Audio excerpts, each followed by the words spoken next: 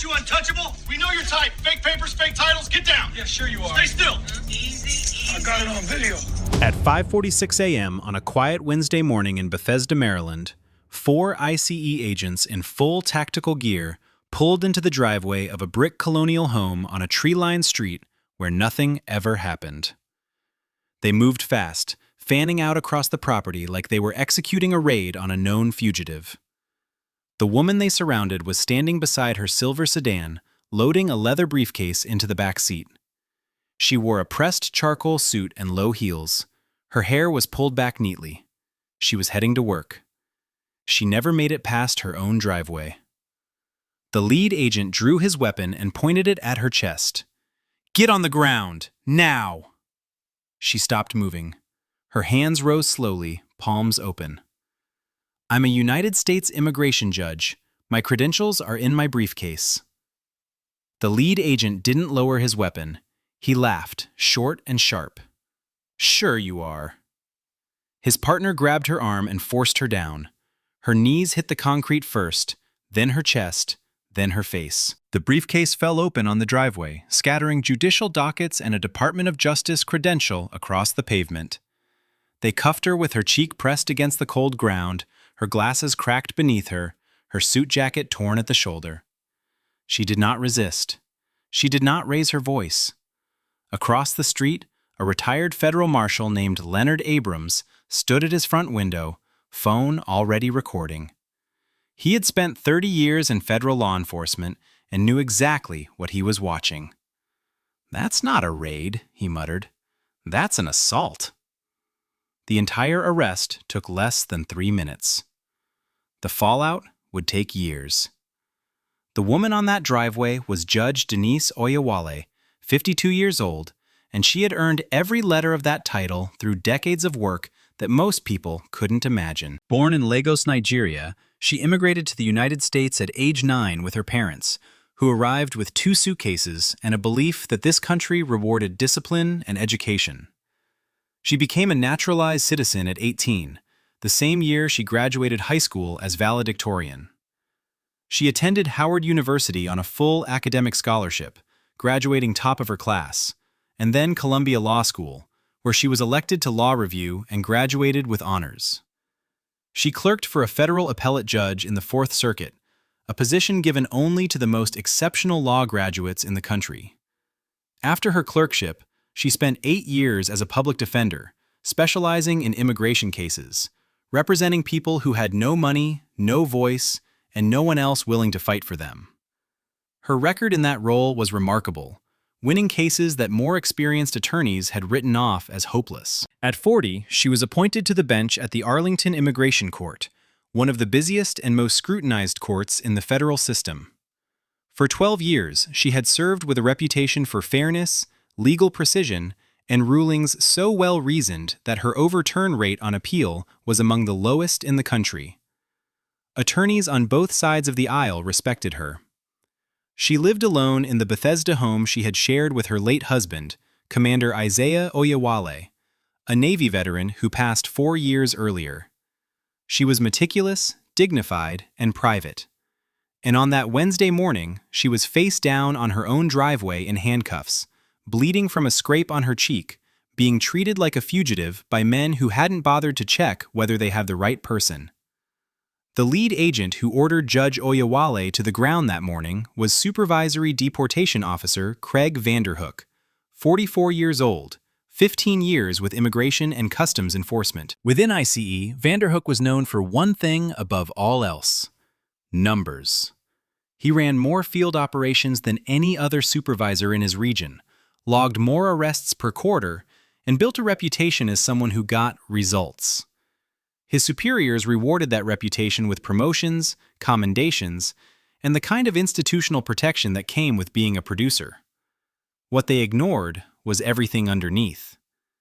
The DHS Office of Inspector General had flagged Vanderhook twice in 5 years for questionable arrests, once for detaining a legal permanent resident whose documents were in order, and once for executing an operation at the wrong address entirely. Both times, the cases were reviewed internally and closed without formal discipline. Colleagues had noticed a pattern they didn't talk about openly. Vanderhook's operations disproportionately targeted Black and African immigrants. The addresses he chose, the names he prioritized, the neighborhoods he hit first, always seemed to skew in one direction. No one filed a formal complaint. No one wanted to be the person who challenged a supervisor with Vanderhook's numbers and Vanderhook's connections. His team operated the same way. Agent Scott Pruitt, 36, had been with Vanderhook for 4 years.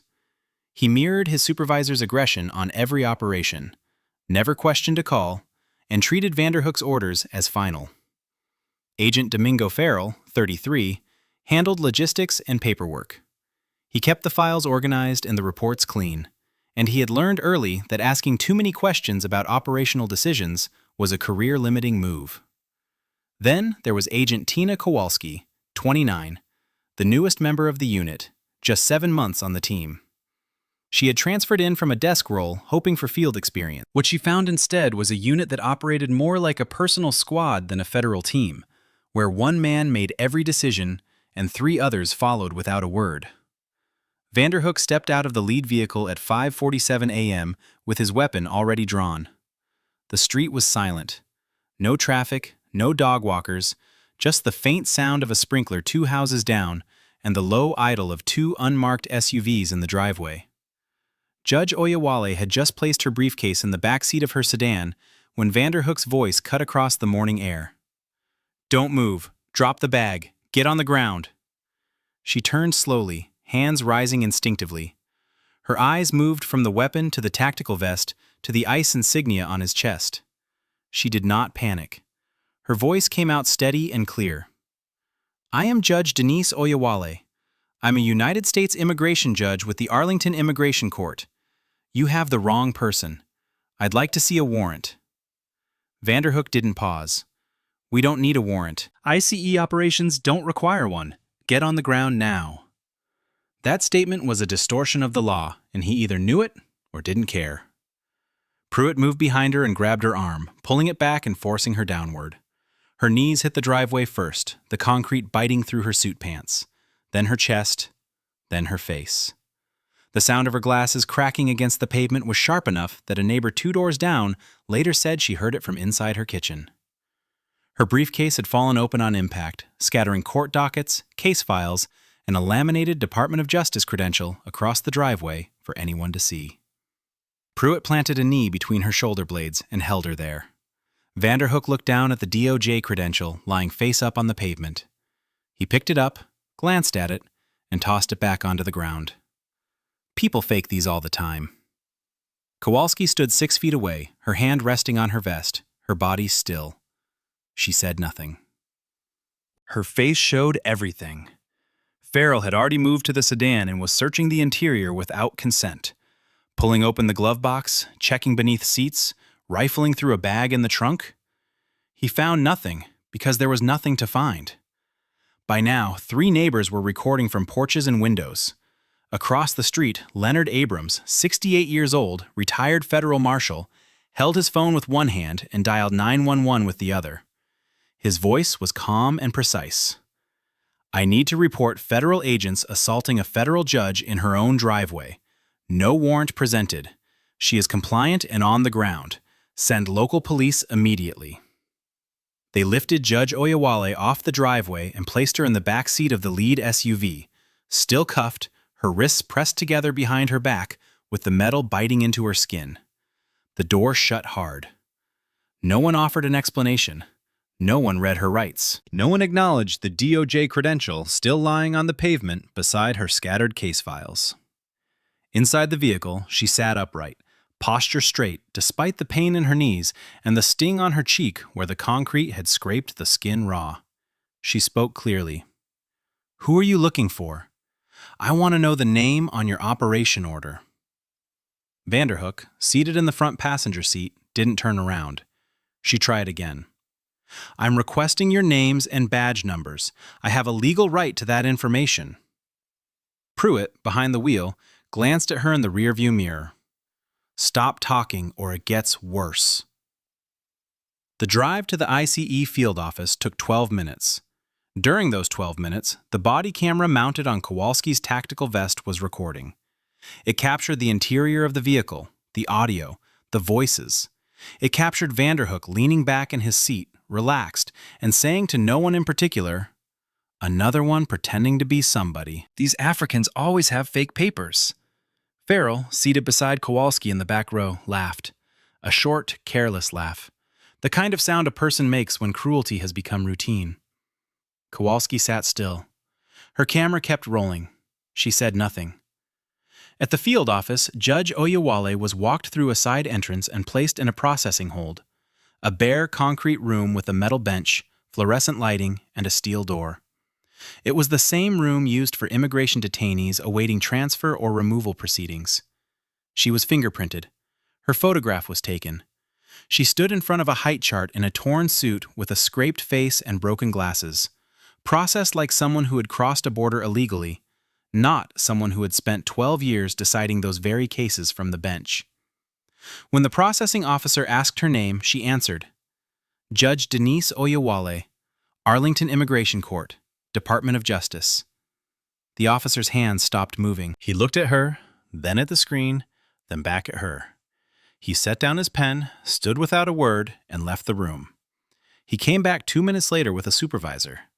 Deputy Field Office Director Nathan Solis was at his desk reviewing overnight reports when the processing officer appeared in his doorway, pale and speaking fast. Solis listened for 10 seconds, then turned to his terminal and typed in the name. Oawale Denise. The federal system returned results immediately. Judicial appointment confirmed. Department of Justice credential number active. Naturalization certificate filed and recorded. Immigration judge, Arlington Immigration Court, 12-year tenure. Solis stared at the screen for a long moment. Then he stood and walked down the hallway to the processing hold. He opened the steel door and saw her. A sitting United States immigration judge in a wrinkled charcoal suit, one cheek raw and swollen, glasses cracked and sitting crooked on her face, wrists red from cuffs, seated on a metal bench between two immigration detainees who had been picked up overnight. She looked up at him with an expression that wasn't anger. It was something worse. It was recognition. The recognition of someone who had spent her career inside this system and was now being consumed by it. Solis uncuffed her himself. His hands were not steady. "Ma'am, I am deeply sorry." He asked where Vanderhook was. He was told the break room. Solis found him there, leaning against the counter, eating a breakfast sandwich, scrolling through his phone. Solis kept his voice low, but the edge was unmistakable. "Do you know who you just brought in?" Vanderhook didn't look up immediately. Address matched, description matched, clean grab. Solis stepped closer. The address did not match. The name did not match. "The target on your operation order is a 28-year-old male from Guatemala named Raul Cifuentes. You arrested a 52-year-old woman from Nigeria. A federal judge, Craig. A sitting immigration judge with the Department of Justice." Vanderhook finally looked up. His expression shifted, but only slightly. "So we'll cut her loose. Happens sometimes." Solis shook his head slowly. "No. This doesn't just happen. Nothing about this matched. Not the gender, not the age, not the nationality, not the name, not the address. You had no warrant, no probable cause, and no legal basis for this arrest. And you put a federal judge face down on her own driveway." Vanderhook set down the sandwich. For the first time that morning, something behind his eyes changed. Not remorse, not guilt. Just the first faint recognition that this one might not go away quietly. Deputy Field Office Director Solis escorted Judge Oawale to a private office, offered her water, a first aid kit, and a phone. She declined the water. She cleaned the scrape on her cheek herself, pressing a gauze pad against the raw skin with steady hands. Then she picked up the phone and began making calls. The first went to Chief Immigration Judge Sandra Levesque at the Arlington Immigration Court. Oawale spoke for less than 2 minutes, her voice controlled and precise, recounting the arrest, the driveway, the cuffs, the processing hold, the concrete room. Levesque listened without interrupting. When Oawale finished, Levesque said one sentence. "I'm calling the Attorney General's office now." The second call went to the Executive Office for Immigration Review, the federal body that oversees all immigration courts. Oawale filed a formal incident report by phone, detailing the agents involved, the time of arrest, and the absence of any warrant. The third call went to the Department of Justice Office of the Inspector General. Oawale requested a formal investigation into civil rights violations, excessive force, and unlawful detention by ICE personnel. The fourth call went to her personal attorney, a former federal prosecutor named Victor Langston, who had spent 20 years handling civil rights cases at the highest levels. She told him what happened. He told her not to make any public statements and that he would be at her home within the hour. Within 90 minutes of her release, the chief immigration judge had notified the Attorney General's office directly. The DOJ Civil Rights Division had been alerted and was assembling a preliminary review team. The DHS Office of Inspector General had opened a formal inquiry. Leonard Abrams' video, recorded from his window across the street, was already circulating among federal law enforcement contacts, shared by retired agents who recognized exactly what it showed. By noon, 3 members of Congress had been briefed by staff. The facts were simple and devastating. A black female federal judge had been dragged from her driveway, forced to the ground, cuffed, scraped, detained, driven to a field office, fingerprinted and photographed in a processing hold alongside immigration detainees. Without a warrant, without matching identification, without any lawful basis whatsoever. The political and legal shockwave was instantaneous, and it was still building. Back at the field office, the mood had shifted. The hallways that had been routine and busy that morning were now quiet in the way that buildings get quiet when people realize something very bad has happened and no one wants to be standing too close to the people responsible. Vanderhook felt it. He saw it in the way supervisors avoided eye contact, in the way the processing staff whispered near the front desk, in the way Solis had looked at him in the break room. He pulled Pruitt and Farrell into a small conference room on the second floor and closed the door. "We need to clean this up," Vanderhook said. His voice was steady, but the ease from earlier that morning was gone. "The operational report needs adjustments." He laid out the plan. Change the stated address in the report to more closely match the target's last known location. Add language stating that Oawale had been uncooperative during initial contact and had made sudden movements toward her vehicle, suggesting possible concealment. Include a note that she had physically tensed and pulled away when agents attempted to restrain her. Language that would reframe the use of force as reactive rather than initiated. Pruitt nodded without hesitation. Farrell shifted in his seat but said nothing against it. Then Vanderhook called Kowalski into the room. She stood near the door, arms crossed. "Your body cam," Vanderhook said. "It malfunctioned. You noticed it wasn't recording during the operation. That's what you'll say." Kowalski's jaw tightened. She looked at Pruitt, who stared at the table. She looked at Farrell, who looked at the wall. "Craig, I don't think—" Vanderhook cut her off. "If you don't back us on this, you'll be the one holding the bag. You were there. You didn't intervene. You think they'll see you as innocent?" The altered report was submitted by end of day, signed by Vanderhook and co-signed by Pruitt. It described a compliant but tense subject who matched a known operational profile.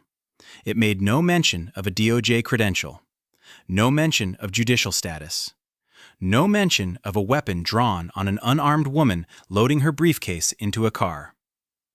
But what Vanderhook did not know, what none of them knew, was that Kowalski's body camera footage had already been automatically uploaded to the DHS cloud server.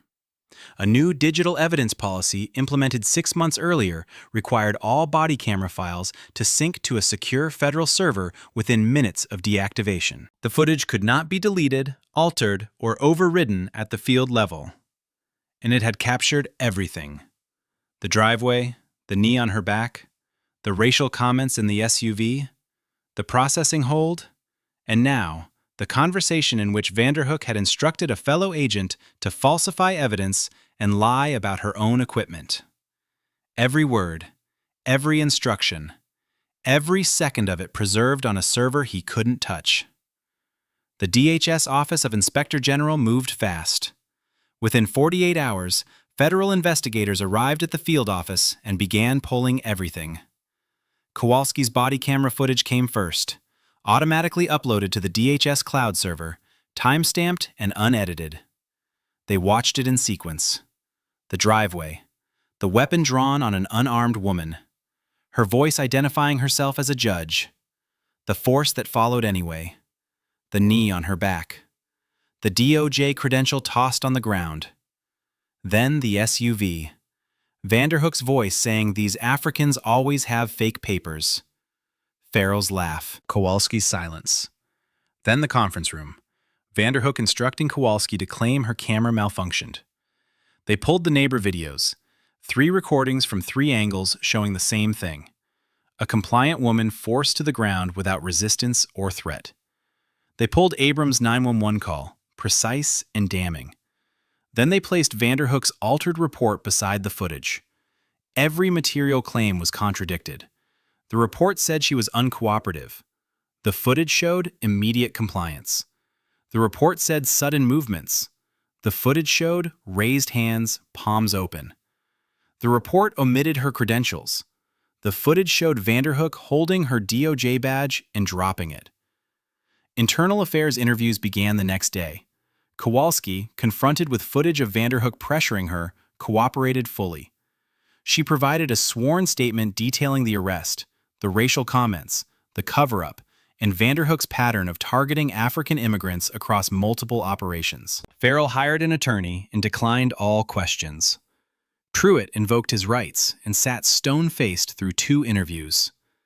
Vanderhook retained a private defense attorney who issued a statement claiming the arrest was conducted in good faith based on available intelligence.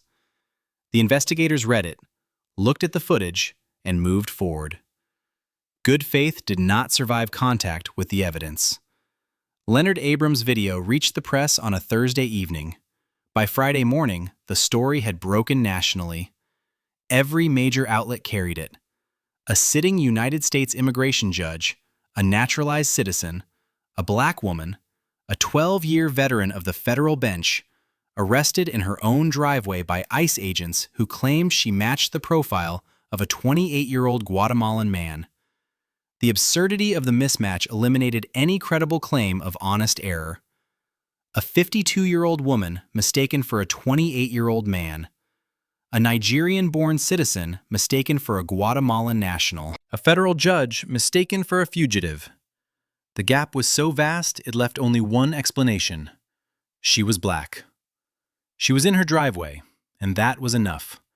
Civil rights organizations responded within hours. The NAACP called it a grotesque abuse of federal power. The Congressional Black Caucus demanded a full, independent federal investigation and called for congressional hearings into ICE oversight failures. The National Association of Immigration Judges issued an unprecedented joint statement condemning the arrest as a direct attack on judicial independence. Immigration attorneys across the country signed an open letter demanding accountability. Protests formed outside ICE field offices in Washington, Baltimore, and New York. The footage played on cable news on a loop. The image that stayed longest was the still frame from Abrams' recording. A black woman in a charcoal suit, face down on her own driveway, a DOJ credential lying on the pavement 3 feet from her head. The story dominated the news cycle for a full week, and it was still building. The joint preliminary investigation by the DOJ Civil Rights Division and DHS Office of Inspector General was completed in under 3 weeks. The findings were unambiguous. The arrest of Judge Denise Oawale had no legal basis. No valid warrant had been obtained or presented. No matching suspect description existed. The target on the operational order was a 28-year-old male from Guatemala. The person arrested was a 52-year-old female federal judge from Nigeria. The force used was excessive against an individual who was fully compliant from the moment of contact. The falsified operational report submitted by Vanderhook and co-signed by Pruitt constituted obstruction of a federal investigation. The racial comments captured on Kowalski's body camera constituted direct evidence of bias-motivated conduct. The instruction to falsify body camera records constituted conspiracy to obstruct. The suspensions came the same day the findings were delivered.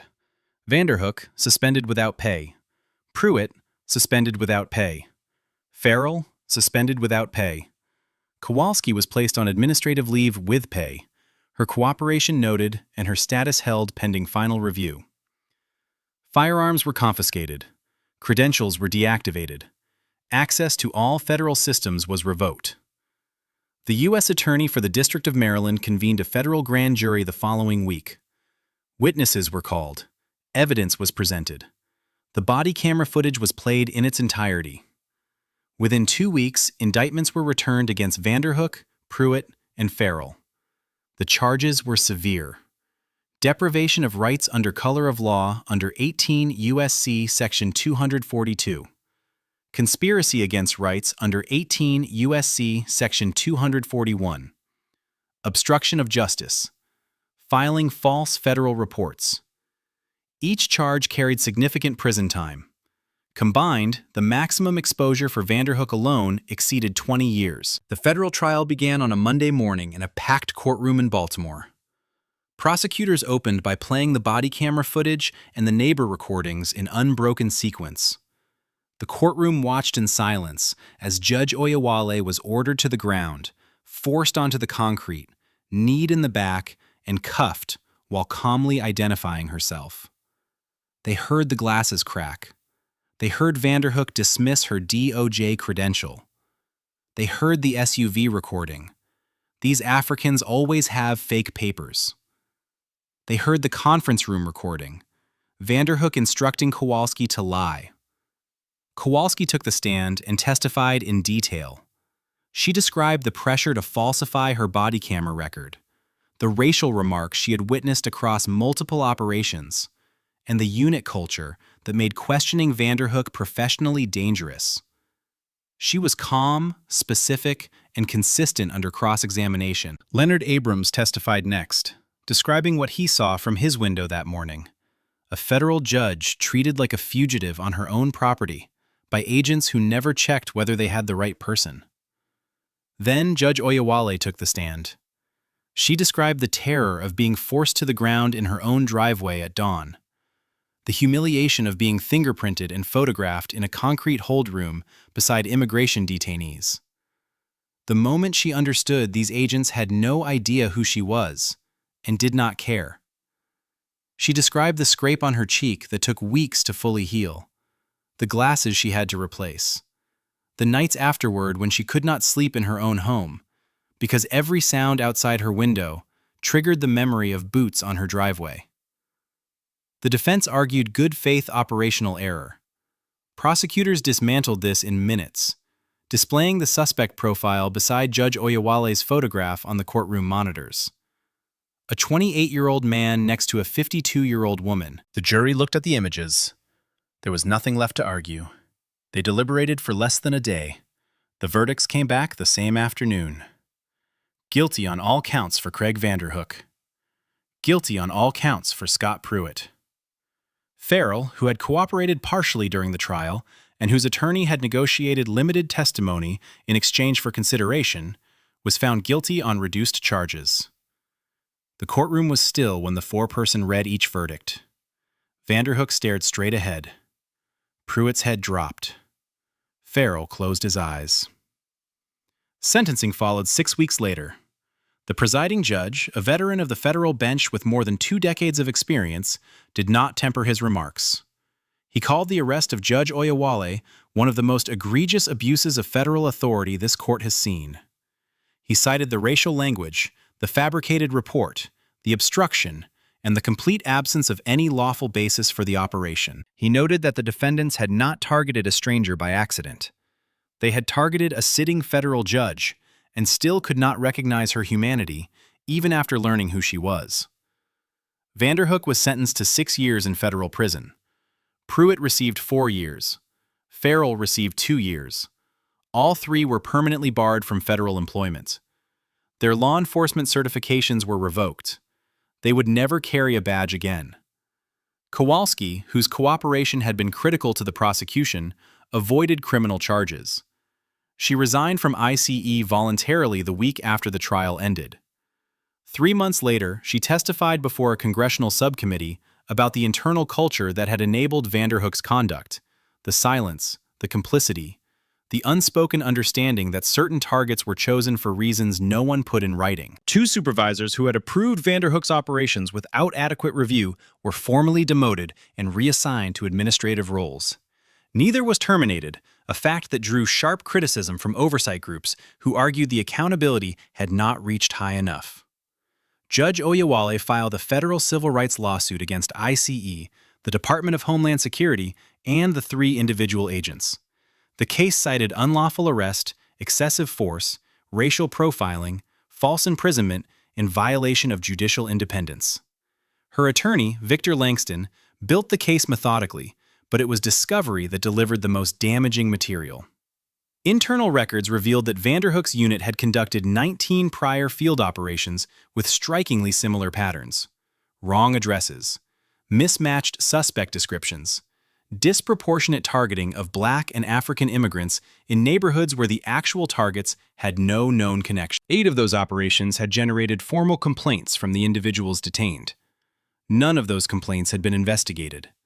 They had been filed, noted, and buried, treated as routine friction rather than evidence of a pattern.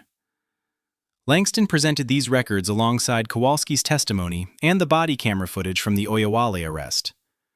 The cumulative picture was devastating, not just for the agents, but for the institution that had employed, promoted, and protected them. The government settled before trial. The amount was reported to be in the multi-millions, though the exact figure was sealed. More significant than the money were the mandatory reforms attached to the settlement. Independent review of all ICE field arrest operations nationwide. Mandatory warrant verification protocols requiring supervisory sign-off before any residential arrest. Automatic body camera upload to federal servers with no agent-level override or deletion capability. And the creation of a DHS Civil Rights Compliance Unit with external civilian oversight and the authority to investigate complaints independently. Legal scholars and civil rights organizations cited the settlement as a landmark in federal law enforcement accountability. Not because the system had worked perfectly, but because for the first time, the consequences had reached deep enough to force structural change rather than just individual punishment. Judge Denise Oawale returned to the bench on a Tuesday morning, 6 months after the arrest. She arrived early, as she always had, parked in the same lot, carried the same leather briefcase, and walked the same corridor to her courtroom at the Arlington Immigration Court. The only visible difference was a new pair of glasses. The scrape on her cheek had healed, though a faint mark remained if you knew where to look. When she entered the courtroom and took her seat, something unusual happened. Every attorney present, government counsel and defense attorneys alike, stood. It was not required. It was not prompted. It was a gesture of solidarity that rippled through the room in silence, and Judge Oawale acknowledged it with a single nod before calling the first case on her docket. She issued no public statements about the arrest, the trial, or the settlement. She gave no interviews. She made no appearances on cable news, despite dozens of requests. She let the legal record speak because she believed the legal record was enough. Quietly, using a portion of the settlement, she established the Oawale Legal Scholarship Fund, providing financial support to immigrant students pursuing law degrees at Howard University and Columbia Law, the 2 institutions that had shaped her career. Leonard Abrams, the retired federal marshal who had recorded the arrest from his window and called 911 while it was still happening, received the Community Service Commendation from the Department of Justice. He attended the ceremony in a suit he hadn't worn in years and said very little afterward. When a reporter asked him why he had started recording that morning, he said, "Because I knew what I was seeing, and I knew no one would believe it without proof." Craig Vanderhook began his 6-year sentence at a federal correctional facility in West Virginia. He never apologized. Not to Judge Oawale, not to the court, not publicly. His name became a case study in federal law enforcement training programs across the country, taught alongside the footage his own team had recorded. A training bulletin circulated through DHS the following quarter. It carried a single still image from Kowalski's body camera, a black woman in a charcoal suit, face down on her own driveway, 4 agents standing over her, a DOJ credential lying open on the ground beside her broken glasses. The caption beneath read, "This is what failure of mission looks like." No names were printed on the bulletin. They didn't need to be. The careers were already gone. Now, watching footage like this, it can really stick with you, right? Some of these clips stay in your head, especially late at night when you're trying to fall asleep. And speaking of sleep, a lot of you have told me you're waking up at 2 or 3 a.m. and just lying there. Can't shut your mind off. And the next day you're dragging through everything. I came across a simple 21-day sleep guide that's helped thousands of people fix exactly that. No pills, no apps, no gadgets. Just a step-by-step plan that actually works. It's only $15. I put the link in the description if you want to check it out. All right, I'll catch you in the next one.